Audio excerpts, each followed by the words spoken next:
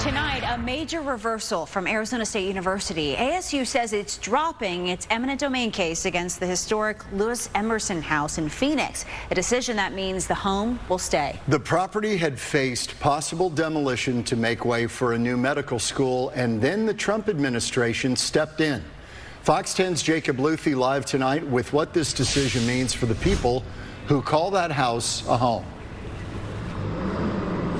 Yeah, John, Christina, I spoke to homeowner Robert Young earlier today on the phone. He said he got the call around 4 a.m. of the news. He said he was ecstatic. He was happy when he heard it. He was saying he was fully expecting to fight this in court come September 4th. He believed he could win on the merits, saying he wasn't expecting to settle. But for now, he wouldn't have to do any of that. I was taken back for a minute and just really shocked. Barry Schwartz has lived in the historic Louis Emerson House in Phoenix for 8 years. He says a phone call Friday morning brought the news he'd been hoping for. The home he lives in would be spared. Worrying about what the next day leads to and then what happens now. So it's a big, big relief. ASU had filed an eminent domain lawsuit to take ownership of the property, a key step toward building a $200 million medical school campus. Then a sudden change of course.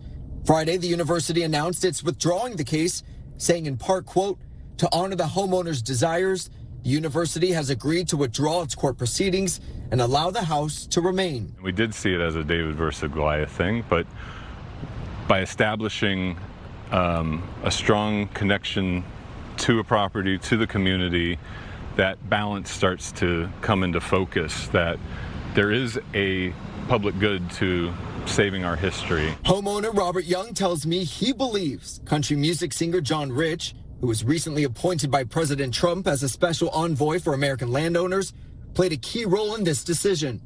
Young says he doesn't know how Rich learned about the situation, but he says he's grateful for his support, with Rich posting this video to X on Friday. I reached out to Dr. Crow, the president of Arizona State University. We had a couple of conversations to Dr. Crow's credit and ASU's credit. They said if Mr. Young wants to keep his home, he absolutely can. The house at the corner of Ford Street and Pierce has stood for 124 years, even longer than Arizona has been a state. It had also already been moved once in its history. A petition to save the home gathered nearly 12,000 signatures. A groundswell of support, Schwartz says, helped keep the house standing. There are plenty ideas for the property, but Schwartz says none of them would matter if the house hadn't been saved. This has an ultimate amount of character, its history. It's the foundation of downtown Phoenix, and you can't erase that.